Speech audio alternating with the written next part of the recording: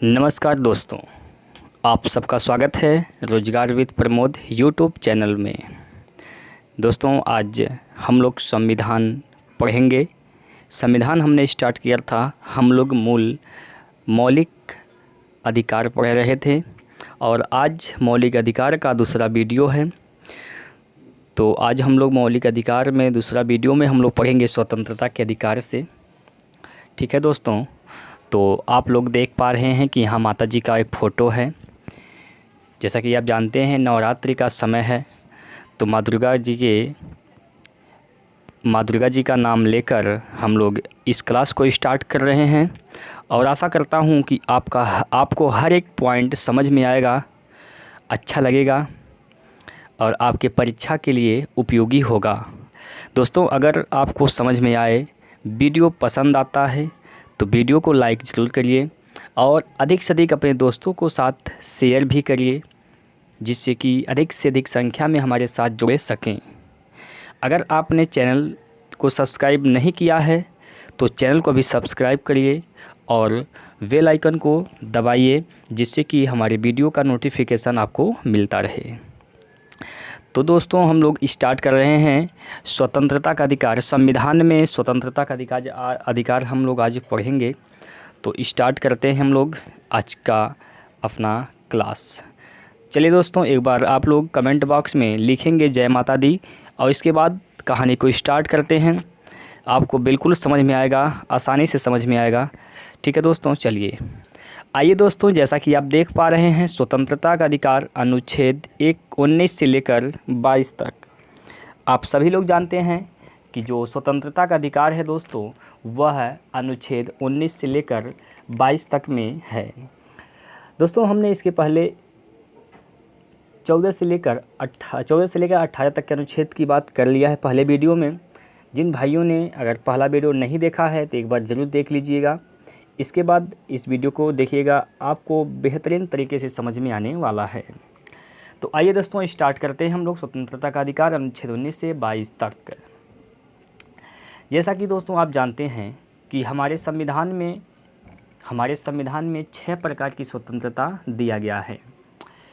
ठीक है, हमारे संविधान में 6 प्रकार की स्वतंत्रता दिया गया है। हम लोग सबसे पहले दोस्तों बात करेंगे अगर हम लोग सबसे पहले जो बात करेंगे वह बात करेंगे दोस्तों अनुच्छेद 19 का। अनुच्छेद 19, ठीक है। तो अनुच्छेद 19 में दोस्तों 6 अधिकारों की सुरक्षा है। कितने? 6 अधिकारों की सुरक्षा है। इस बात को आप लोग याद रखिएगा। अब यह कौन कौन से हैं 6 अधिकार, आपको एक ट्रिक के माध्यम से बता रहा हूं और आप लोग इसे एक ही बार में समझ जाएंगे। चलिए दोस्तों, 6 प्रकार के हैं कौन कौन, यहाँ पर आप लोग ध्यान से समझिएगा। एक है दोस्तों 19 का ए, 19 का ए, 19 का बी, 19 का सी, 19 डी, इसके बाद 19 ई, उसके बाद 19 जी। ठीक है दोस्तों, यहाँ पर 6 स्वतंत्रता हमारे पास है। 4 इधर ABCD, उसके बाद है ई और जी। अब आप लोग सोच रहे होंगे कि ई के बाद एफ आता है तो एफ कहाँ चला गया। तो अभी आप लोगों को बता रहा हूँ दोस्तों एफ कहाँ चला गया। चलिए, सबसे पहले आप लोग यहाँ से समझेंगे 19A में क्या चीज़ है। तो आप लोग कहानी को बेहतरीन तरीके से समझेंगे। दोस्तों 19A में बोला गया है बोलने का अधिकार। 19A में क्या है? बोलने का अधिकार। 19A में क्या है दोस्तों? बोलने का अधिकार है।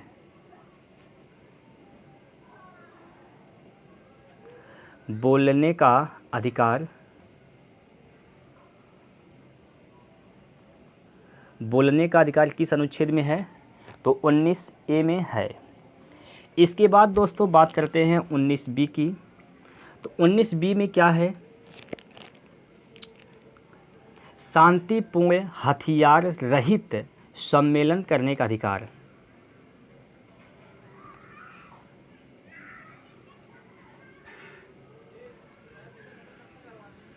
शांतिपूर्ण सम्मेलन करने का अधिकार।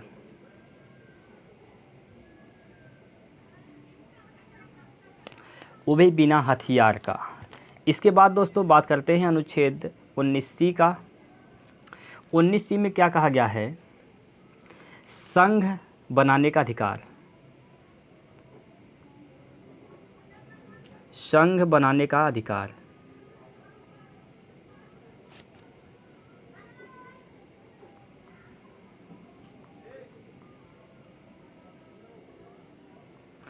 इसके बाद दोस्तों बात करें हम लोग 19D की, तो 19D में क्या कहा गया है?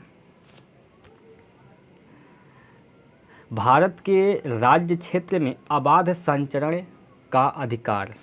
यानी आप भारत के किसी भी राज्य क्षेत्र में बिना रुकावट के जा सकते हैं।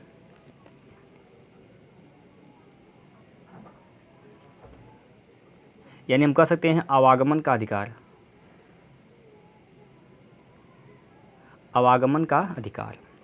इसके बाद दोस्तों बात करते हैं 19E की, तो 19E में क्या कहा गया है? भारत के किसी भाग में निवास व बसने का अधिकार।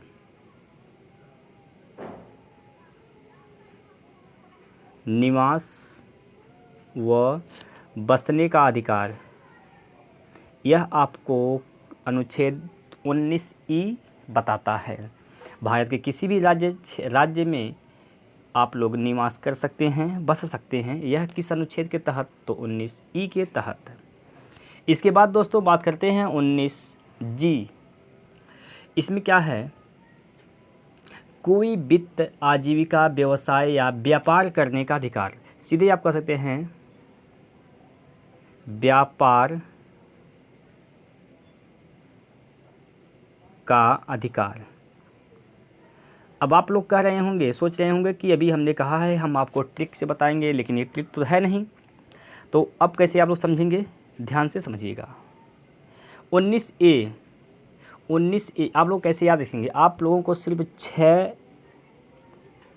छः अधिकार याद करना है 19 के तहत। कौन कौन से हैं? देखिए, सबसे पहला नंबर, बोलेंगे तो क्या जुटेगी भाई? बोलेंगे तो भीड़ जुटेगी। बोलेंगे तो भीड़ होगा। ठीक है, बोलेंगे तो भीड़ होगा। इसके बाद भीड़ जब होगी तो पार्टी बनेगी।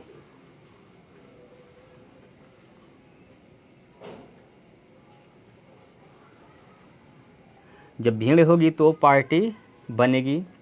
और जब पार्टी बन जाएगी दोस्तों, तो पार्टी को आने जाने की व्यवस्था होगा।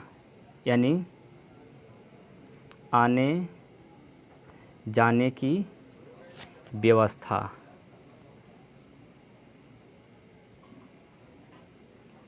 जब पार्टी कहीं आए जाएगी तो पार्टी को निवास करने के लिए आवश्यकता होगी। उसके बाद लिखेंगे निवास पार्टी के लिए।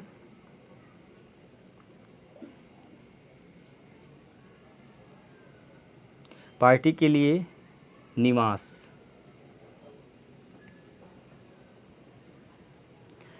मेरे दोस्तों, जब पार्टी निवास करेगी तो अपना जीवन भरण पोषण के लिए व्यापार की आवश्यकता होगी। तो व्यापार करेगी। ध्यान से समझिएगा, एक बार फिर से समझिए। एक बार आप लोग फिर से समझिए। एक बार आप लोग फिर से समझेंगे। बोलेंगे तो भाई भीड़ जुटेगी। भीड़ जब जुटेगी तो पार्टी बनेगी। पार्टी बनेगी तो पार्टी को आने जाने की व्यवस्था होगी। और जब पार्टी कहीं आए जाएगी तो पार्टी को निवास करने की आवश्यकता होगी। और जब पार्टी निवास करेगी तो जीविका चलाने के लिए क्या करेगी? व्यापार करेगी। 6 अधिकार आप लोग सीख लिया। 1 2 3 4, इसके बाद 5 6, ऐसे आप लोग याद रख सकते हैं। बोलेंगे तो भीड़ होगा। और जब भैया भीड़ होगा तो पार्टी बनेगी। और जब पार्टी बन जाएगी तो पार्टी कहीं आए जाएगी, और जब पार्टी आए जाएगी तो निवास भी कर सकती है, करेगी निवास तो निवास करने का अधिकार। और जब दोस्तों पार्टी निवास करेगी तो आजीविका चलाने की आवश्यकता होगी, तो आजीविका के लिए क्या करेंगे, व्यापार करेगी पार्टी, क्या करेगी, व्यापार करेगी। तो 6 अधिकार समझ गए ना। अब आपके मन में एक डाउट है, आपके मन में डाउट यह है कि 19 के बाद जी आया तो एफ कहाँ चला गया, यह बात आपके दिमाग में आया होगा। तो मेरे दोस्तों मैं बता दूं कि 19 की अगर बात करते हैं मेरे प्यारे दोस्तों, 19 ध्यान से समझेंगे आप लोग। 19 की अगर बात करें हम लोग तो मेरे प्यारे दोस्तों 19 में था संपत्ति का अधिकार। कौन सा अधिकार, संपत्ति का अधिकार। 19 में था संपत्ति का अधिकार। लेकिन होता क्या है, सन 1978 ईस्वी की बात है दोस्तों, सन 1978 ईस्वी की घटना है। सन 1978 ईस्वी में दोस्तों एक बार संशोधन होता है संविधान में। सन 1978 में एक संविधान संशोधन होता है। वह कितने नंबर का संविधान संशोधन था आपको बता दिया गया है। संविधान संशोधन का वीडियो अगर आपने देखा होगा तो आप लोग बेहतरीन तरीके से जानते होंगे। 1978 में एक संविधान संशोधन होता है। वह संविधान संशोधन कितने नंबर का था, 44वां। ठीक है दोस्तों, 44वां संविधान संशोधन होता है। तो इस संविधान संशोधन यानी 44वें संविधान संशोधन के तहत अनुच्छेद 19 को हटा दिया गया। कहाँ से, मूल अधिकार से। बात समझ पा रहे हैं। 44वें संविधान संशोधन के तहत 19 जो कि संपत्ति का अधिकार था, इसको हटा दिया गया मूल अधिकार से। तो इसे हटाकर रखा कहाँ गया, इसे हटाकर अनुच्छेद 300 ए में रखा गया। इसमें रखा गया, अनुच्छेद 300 ए के अंतर्गत रखा गया। तो समझ गए आप लोग कि अनुच्छेद जी कहाँ गया, सॉरी एफ कहाँ गया। तो एफ में क्या था, संपत्ति का अधिकार था जो कि मूल अधिकार के संबंध में आता था। 44वां संविधान संशोधन होता है दोस्तों, और 44वें संविधान संशोधन यानी 1978 में होता है यह संविधान संशोधन। इसके तहत अनुच्छेद 19 को हटा दिया गया और हटा के कहाँ रखा गया, अनुच्छेद 300 ए के अंतर्गत कानूनी अधिकार बना दिया गया।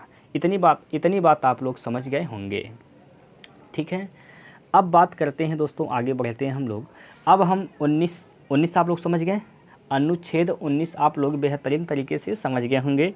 अब बात करते हैं मेरे प्यारे दोस्तों अनुच्छेद 20 का। अनुच्छेद 20 की अगर बात करते हैं हम लोग दोस्तों, तो अनुच्छेद 20 में है क्या, अपराधों के लिए दोष सिद्धि के संबंध में संरक्षण। अनुच्छेद 20 में क्या है, अनुच्छेद 20 में क्या है, अपराधों के लिए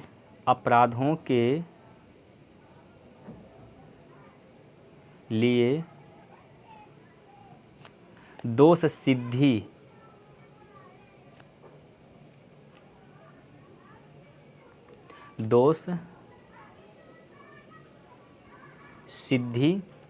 के संबंध में संरक्षण है। यह बात किस में कहा गया है, अनुच्छेद 20 में। ठीक है, अनुच्छेद 20 में दोष सिद्धि है, इस बात को आप लोग याद रखेंगे।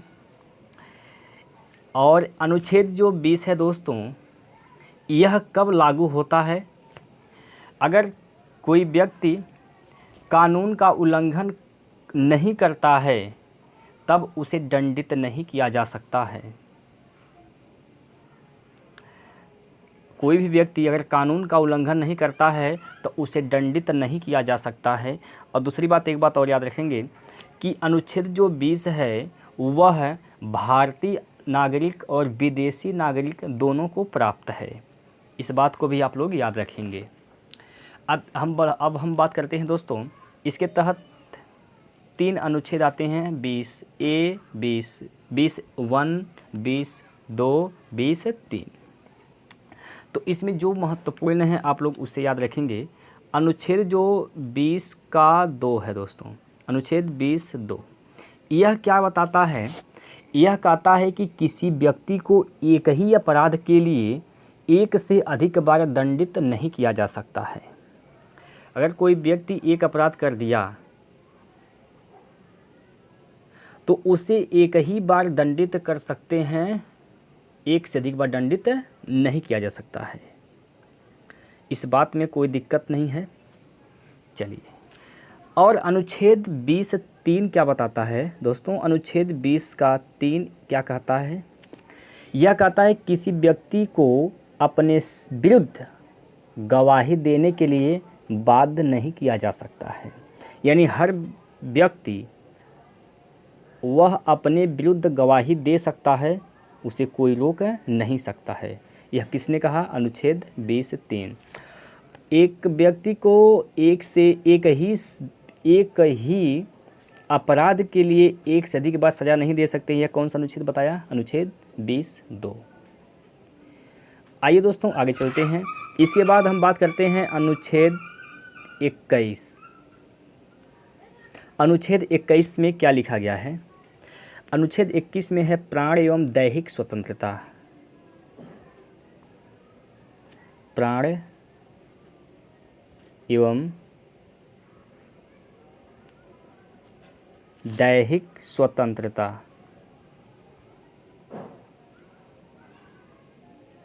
प्राण एवं दैहिक स्वतंत्रता किस अनुच्छेद में है? अनुच्छेद 21 में है। प्राण एवं दैहिक स्वतंत्रता दोस्तों अनुच्छेद 21 में है। इस बात को आप लोग याद रखेंगे, ठीक है। इसके बाद दोस्तों अगर हम बात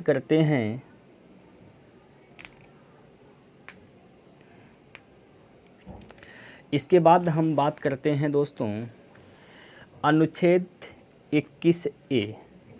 अनुच्छेद 21(a). अनुच्छेद 21(a) क्या है? तो आप लोग बेहतरीन तरीके से समझेंगे अनुच्छेद 21(a) है क्या चीज़। दोस्तों अनुच्छेद 21(a) 86वें संविधान संशोधन 2002 में जोड़ा गया था। यह संविधान संशोधन हुआ था जो कि 86वां संविधान संशोधन था। 86वां संविधान संशोधन, और यह संविधान संशोधन हुआ था 2002 में। 2002 में 86वां संविधान संशोधन हुआ जिसके तहत अनुच्छेद 21(a) को जोड़ा गया था। इसमें लिखा क्या गया है? इसमें लिखा गया है दोस्तों 6 से 14 वर्ष के बच्चे को, कितने से कितने वर्ष? 6 से 14 वर्ष के बच्चे को अनिवार्य व निःशुल्क प्राथमिक शिक्षा दी जाएगी। यह किस अनुच्छेद में कहा गया है? यह कहा गया है 21(a) में। और 21(a) कब जोड़ा गया था? आपका जवाब होगा सन 2002 में। अब अनुच्छेद कौन सा संविधान संशोधन हुआ था? 86वां संविधान संशोधन। कितने वर्ष के बच्चों को निःशुल्क शिक्षा दी जाएगी? तो 6 से 14 वर्ष के बच्चों को निःशुल्क एवं अनिवार्य शिक्षा दी जाएगी। ठीक है दोस्तों, चलिए आगे बढ़ते हैं। इसी दौर में हम लोग आगे बढ़ते हैं दोस्तों। अनुच्छेद 21 में यह भी कहा गया है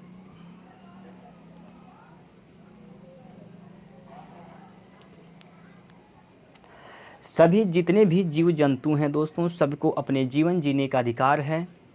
तो आप लोग जानते हैं कि पशुओं को उत्पीड़न से सुरक्षा का अधिकार भी इसमें लिखा गया है।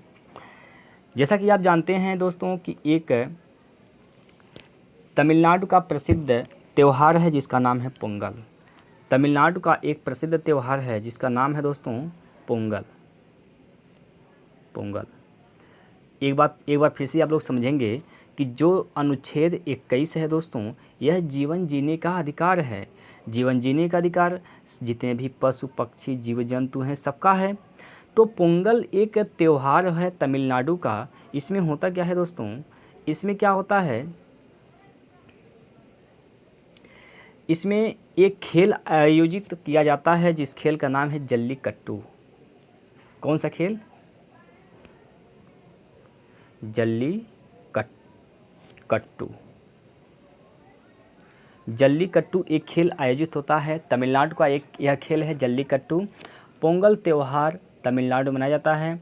इसी के उपरांत में जल्लीकट्टू खेल आयोजित किया जाता है। ये क्या होता है दोस्तों जल्लीकट्टू? यह सांडों की लड़ाई होती है, सांडों की लड़ाई होती है। तो इसको सन 2014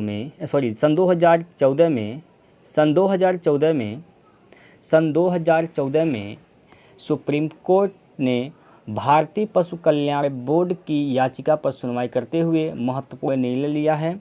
और इस निर्णय में क्या किया है कि इस जल्लीकट्टू खेल परंपरा जो है इसको प्रतिबंधित किया जाए। ठीक है दोस्तों, तो आप लोग क्या याद रखेंगे, जल्लीकट्टू कहाँ का है? केरल का, तमिलनाडु का। ये जल्लीकट्टू क्या होता है? सांडों की लड़ाई होती है। कब यह आयोजित होता है? पोंगल त्यौहार में आयोजित किया जाता है। तमिलनाडु का यह त्यौहार है और तमिलनाडु का यह खेल भी है। इसके बाद दोस्तों अगर बात करते हैं हम लोग पशुओं के साथ उत्पीड़न व्यवहार यानी पशुओं के प्रति निवारण अधिनियम 1960 में आता है। कब? 1960 में पशु के प्रति निवारण अधिनियम आता है 1960 में। और इसके तहत पशुओं की लड़ाई यानी जल्लीकट्टू पर प्रतिबंध लगाया गया। जितने भी बैलगाड़ी चलते हैं उन पर भी प्रतिबंध लगाया गया। ठीक है दोस्तों, चलिए इसके बाद अगर दोस्तों हम बात करते हैं जीवन के अधिकार में मृत्यु का अधिकार सम्मिलित नहीं है। इस बात को आप लोग याद रखेंगे। जो जीवन का अधिकार है दोस्तों इसमें मृत्यु का अधिकार नहीं है। यानी आप जीवन जी सकते हैं लेकिन जीवन खत्म नहीं कर सकते, यह आपके अधिकार में नहीं है। ठीक है दोस्तों,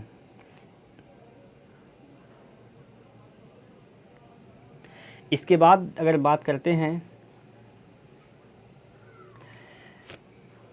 इच्छा मृत्यु की, मनुष्य इच्छा मृत्यु ले सकता है लेकिन इसमें कैसे? जैसे मान लीजिए इच्छा मृत्यु की बात करते हैं हम लोग, निष्क्रिय इच्छा मृत्यु।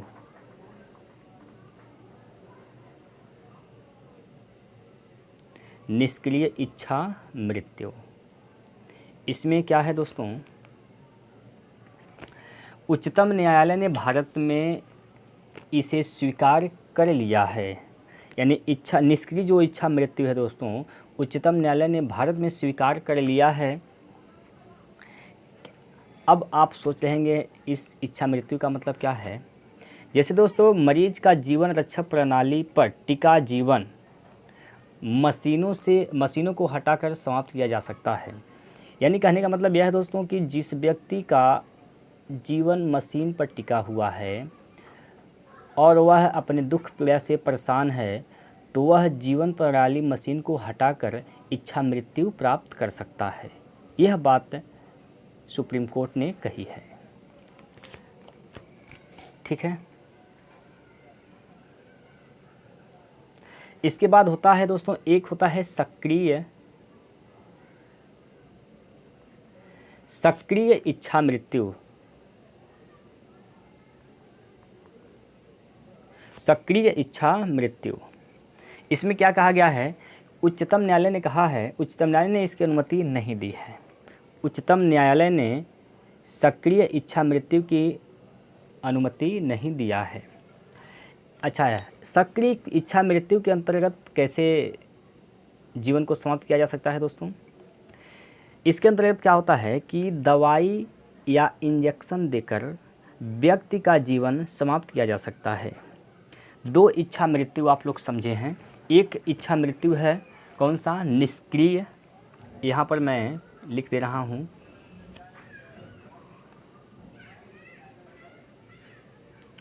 निष्क्रिय इच्छा मृत्यु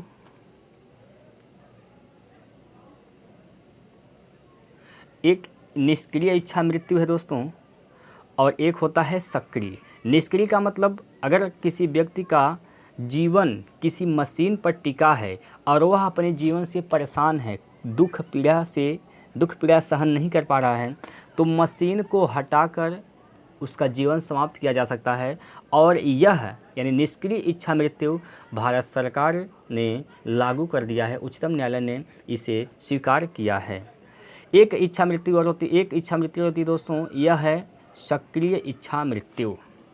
इसमें क्या होता है दोस्तों, इसमें इंजेक्शन या दवाई देकर व्यक्ति के जीवन को समाप्त किया जा सकता है, लेकिन सक्रिय इच्छा मृत्यु उच्चतम न्यायालय ने स्वीकार नहीं किया है, इसे अनुमति नहीं दिया है। ठीक है, चलिए आइए दोस्तों बात करते हैं हम लोग अनुच्छेद 22 का। अनुच्छेद 22 में क्या है, कुछ दशाओं में गिरफ्तारी व निरोध से संरक्षण है। कुछ दशाओं में गिरफ्तारी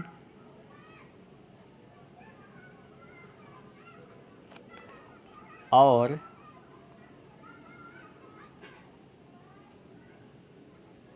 निरोध से संरक्षण है।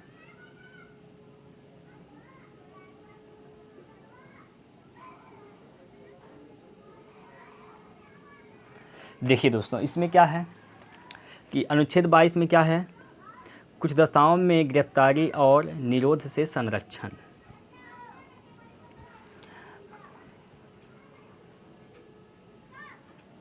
इसमें क्या बताया गया है दोस्तों, इसमें कहा गया है कि किसी व्यक्ति को गिरफ्तार करने का कारण बताया जाएगा और उसे अपने मनपसंद की विधि व्यवसायी बोले तो वकील से परामर्श करने का अधिकार होगा।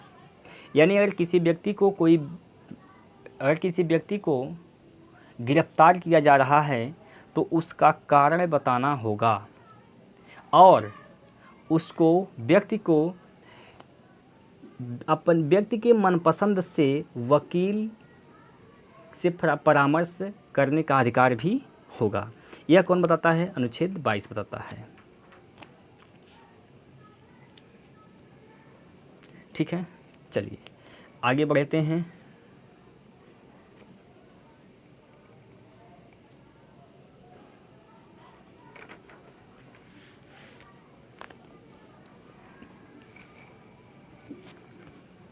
इसके बाद दोस्तों हम बात करते हैं शोषण के विरुद्ध अधिकार।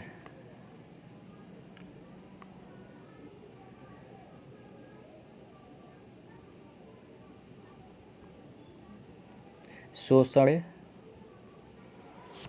के विरुद्ध अधिकार।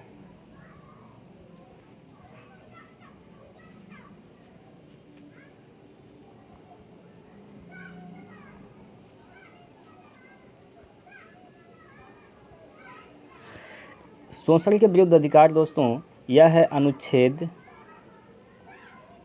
23 से लेकर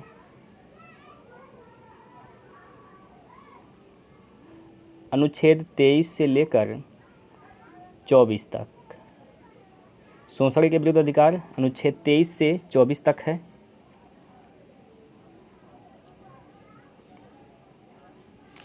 तो इसमें हम लोग पहले बात करते हैं अनुच्छेद 23 का। अनुच्छेद 23, इसमें क्या लिखा गया है, मानव के दुर्व्यापार तथा बलात्श्रम का प्रतिषेध।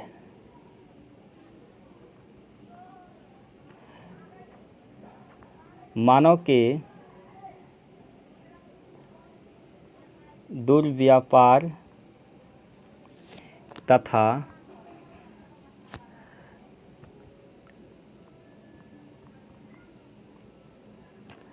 बलात्श्रम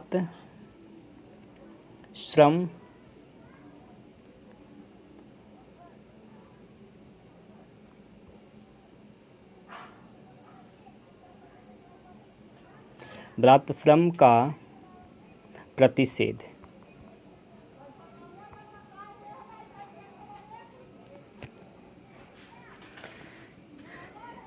मानव के दुर्व्यापार तथा बलात्श्रम का प्रतिषेध यह किस अनुच्छेद में है, तो यह है अनुच्छेद 23 में। ठीक है। इसमें क्या बताया गया है दोस्तों, बलात्सलम का मतलब क्या होता है,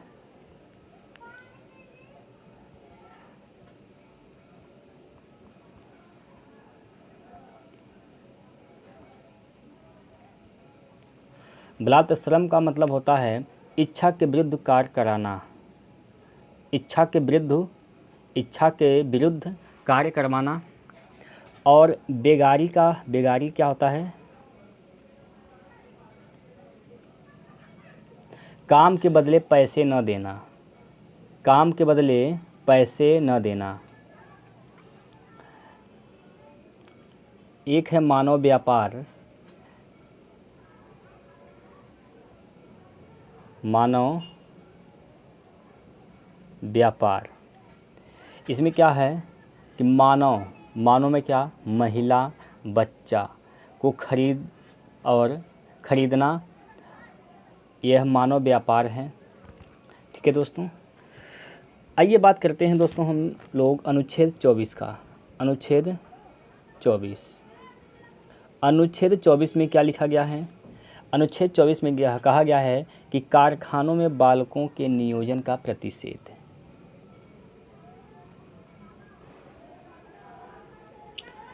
कारखानों में बालकों के नियोजन का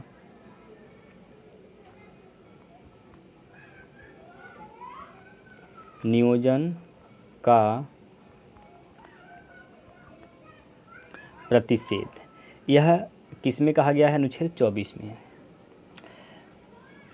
यानी इसमें कहा गया है दोस्तों कि 14 वर्ष से कम आयु के बच्चों को, 14 वर्ष से कम उम्र के बच्चों को हानिकारक उद्योगों, कारखानों तथा खानों में नहीं लगाया जा सकता है। किस में कहा गया है यह, अनुच्छेद 24 में। ठीक है दोस्तों, आशा करता हूँ यह वीडियो आपको पसंद आया होगा। इसके बाद दोस्तों हम लोग अगले वीडियो में पढ़ेंगे धार्मिक स्वतंत्रता का अधिकार। तो आज के लिए इतना ही, आशा करता हूँ आपको पसंद आया होगा। वीडियो को जरूर लाइक करिएगा, अधिक से अधिक शेयर करिए, चैनल को सब्सक्राइब नहीं किए चैनल को सब्सक्राइब करिए। ठीक है दोस्तों, तो आज के लिए इतना ही दोस्तों। जय हिंद, जय भारत।